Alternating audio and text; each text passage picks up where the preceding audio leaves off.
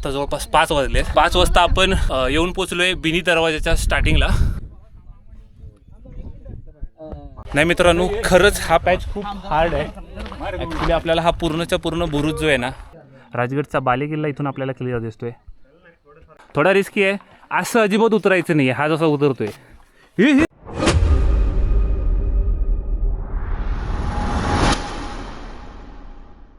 सह्याद्रीच्या उंच कड्यांमध्ये आजही एक इतिहास दिमाखात उभा आहे.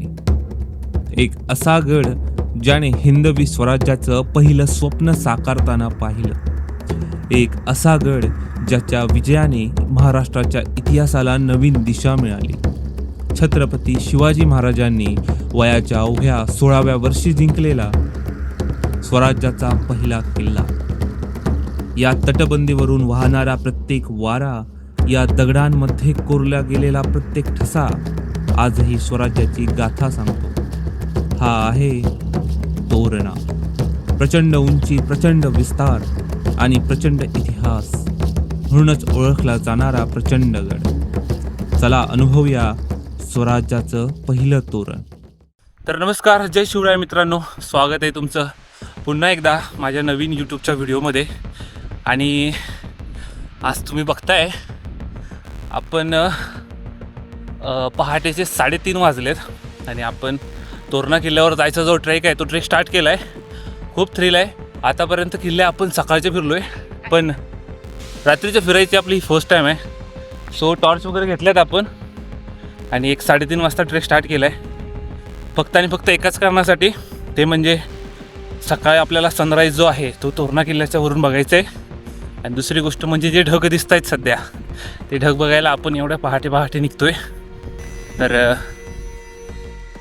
कनेक्टेड राहा, व्हिडिओ शेवटपर्यंत नक्की बघा आणि व्हिडिओ आवडल्यास लाईक करा. छत्रपती शिवाजी महाराज की जय. हर हर महादेव. हर हर महादेव.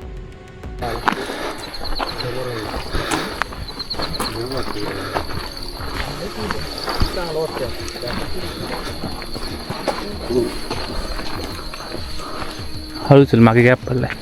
पोर येऊ दे जरा. असं ते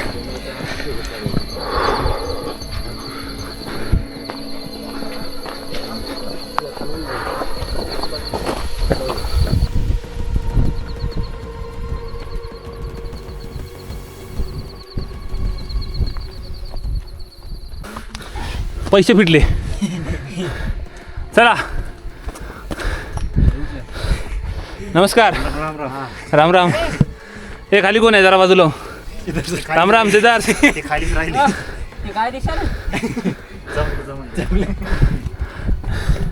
इथं मी आहे, ही माझी छाती. इथं हा दगड आहे. पण जो ट्रेक स्टार्ट केला होता आपण 3:30ला, तो 3:30चा ट्रेक आपण आता जवळपास 5 वाजले आणि 5 वाजता आपण येऊन पोचलो आहे बिनी दरवाजाच्या स्टार्टिंगला. आपण हा बघू शकतो मागे बिनी दरवाजा. खूप छान आहे. रात्रीचं जास्त काही दिसत नाही आहे. 1-1.5 तासाच्या ट्रेकमध्ये आपण गडावर येऊन पोचलो आहे. जसं सूर्योदय होईल तसं तुम्हाला पूर्ण किल्ला मी दाखवेन.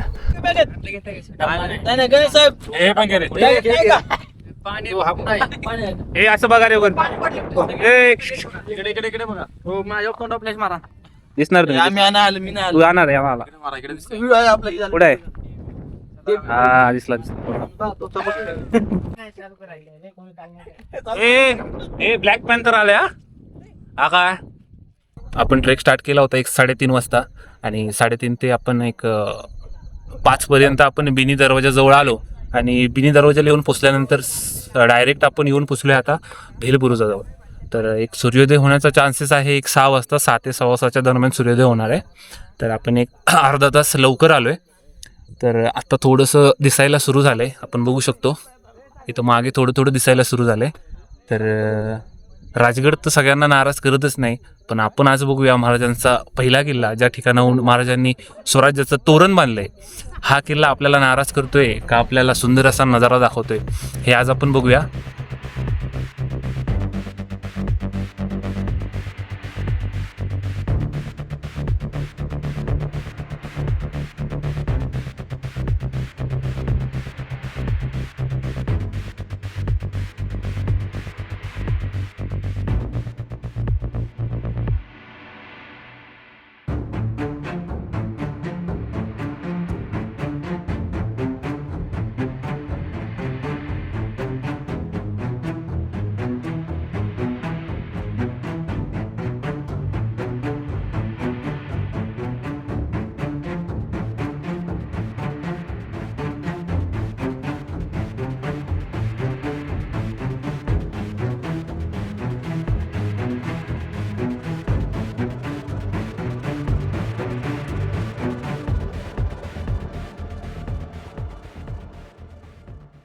आज ज्यांनी ज्यांनी प्लॅन केला आहे आपला तोरणाचा आणि राजगडचा त्या सगळ्यांचा चांगल्या प्रकारे गेम झाला आहे. कारण आपण एक 5:30ला आलो होतो.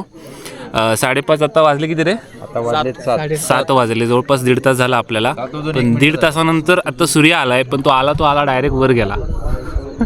बघू शकतोय आपण पूर्ण धुकं पसरलंय. बहुतेक पावसाचं वातावरण असणार आहे, त्यामुळे आपल्याला काही जो व्ह्यू पाहिजे होता ज्यासाठी आपण आलो होतो तो काही दिसला नाही आपल्याला. ठीक आहे, तरी आपण पूर्ण किल्ला फिरू. किल्ल्याची माहिती मी तुम्हाला देईनच.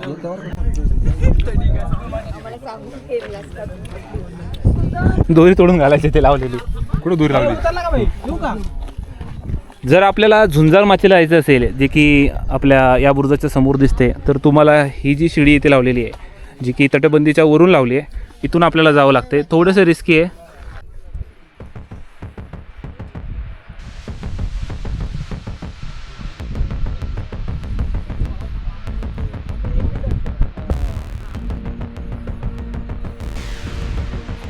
रिस्की थोडंसं हे शिडी आहे. हे मागे कोण आहे रे?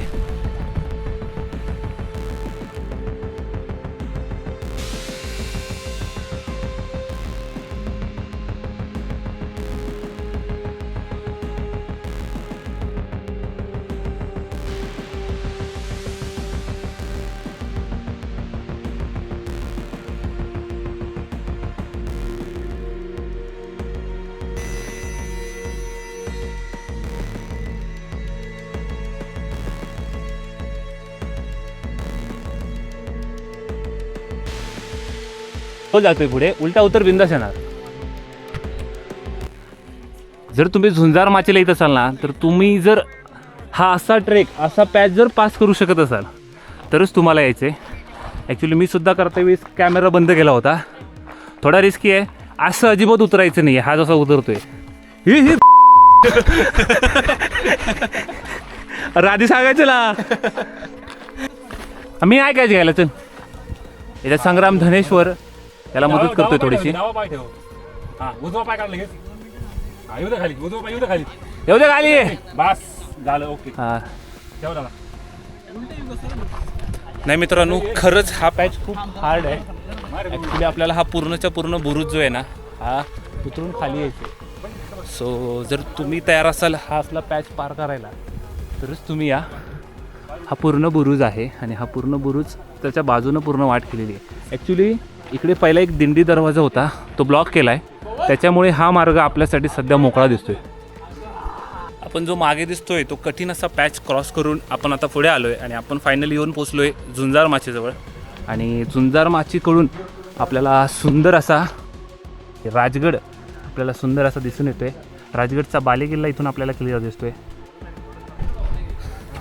आपण सुंदर अशी झुंजार माची बघून कंप्लीट केली आहे आणि आपण आता पुन्हा वर जाणार आहे. आणि हा जो भेल बुरुज आहे, हा भेल बुरुज पुन्हा एकदा वर चढून आपण बाकीचा जो राहिलेला किल्ला आहे, कोकण दरवाजा असेल किंवा तोरणेश्वर मंदिर असेल, देवीचं मंदिर असेल, हे सगळं एक्सप्लोर करणार आहे.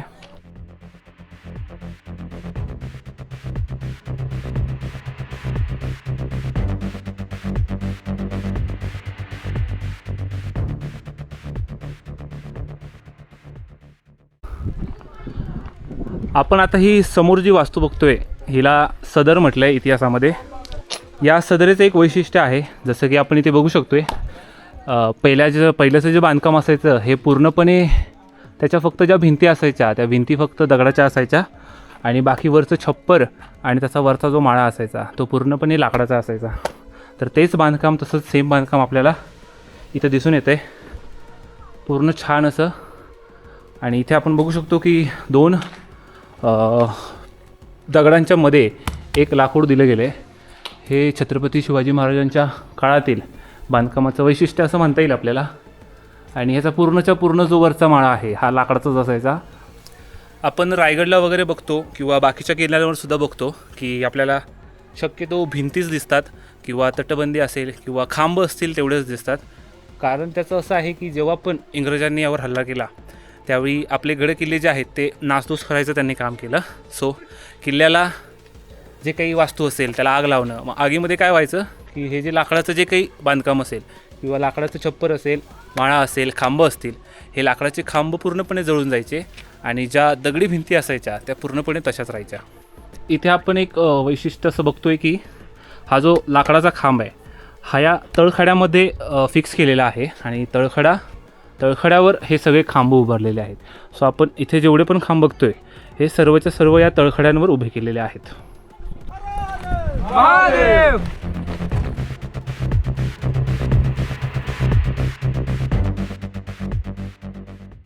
आणि आता आपण येऊन जे पोचलो आहे याला महादेवाचं मंदिर म्हणतात किंवा तोरणेश्वराचं मंदिरसुद्धा म्हणतात.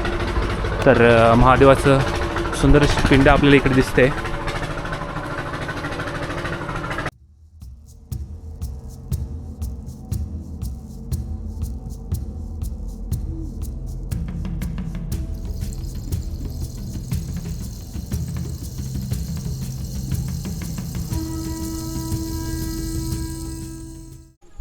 जस्ट महादेवाचं मंदिर बघून झाल्यावर इकडे मेंगाई देवीचं मंदिर आपल्याला दिसते.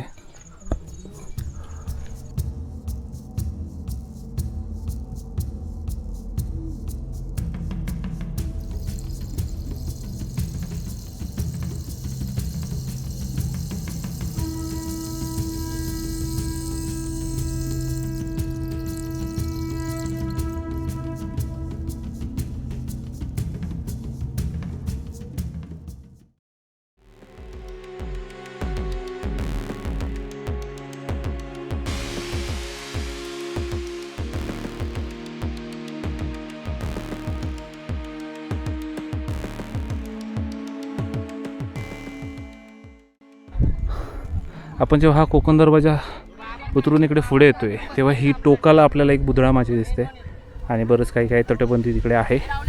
सो मला असं वाटतं की ही जी बुधळा माची आहे आणि हा जो परिसर किल्ल्यामध्ये घेण्याचं कारण काय असेल तर ते असं असेल की जेव्हा पण आपण गडकिल्ले बघतो ना तेव्हा आता हा जर समोरचा किल्ला बघाल तर हा एक एवढा भागाचा हा एक डोंगर आहे, ठीक आहे. आणि हा एक इकडं तोरणा किल्ला सेपरेट आहे. त्यानंतर इथून जर हा निमुळता होत गेलेला भाग आहे आणि हा इकडून पुढे तिकडे एक मोठा डोंगर आहे. ओके, मग जेव्हा पण एखादा किल्ला असेल आणि किल्ल्याच्या बाजूलाच जर सेम लेवलचा सेम उंचीचा जर एखादा डोंगर असेल तर त्या डोंगराला कधीच असं सोडलं जात नाही. एकतर त्याला फोडलं जातं किंवा तो जो किल्ला असेल त्याला जोड किल्ला म्हणून बांधला जातो. तर हा जो तोरणा किल्ला आहे जेव्हा बांधला गेला त्याचवेळी हा जो बाजूचा डोंगर दिसतोय हा डोंगर सेम हाईटचा असल्यामुळे ह्याला आपण असंच ठेवू शकत नव्हतो. त्यामुळे आपण त्याला तटबंदी बांधून त्याला बुधला माचीमध्ये कन्व्हर्ट केलं असं मला वाटतं.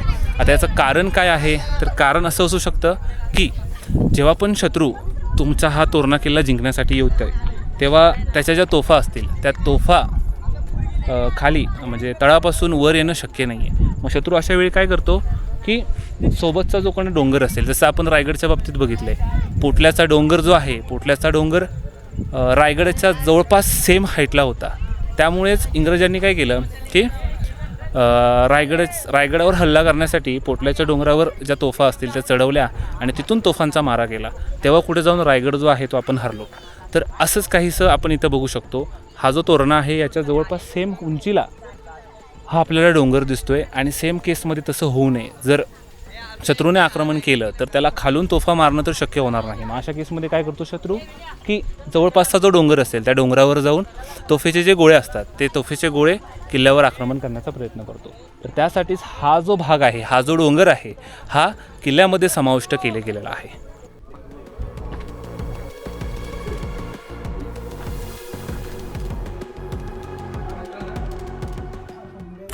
बेनी दरवाजातून गडावर प्रवेश केल्यानंतर सर्वप्रथम आपल्याला खोकट टाके पाहायला मिळते. गडावरील प्राचीन जलव्यवस्थेचा हा एक महत्त्वाचा भाग असून पूर्वी येथील सैनिक आणि रहिवाशांच्या पाण्याची गरज याच टाक्यातून भागवली जात असे. डाव्या बाजूस आपल्याला लक्कडखाना दिसून येतो. पूर्वी किल्ल्याच्या दुरुस्तीसाठी, बांधकामासाठी आणि इतर आवश्यक कामांसाठी लागणारे लाकूड येथे साठवले जात असे. त्यामुळे या जागेला लक्कडखाना असे नाव पडले.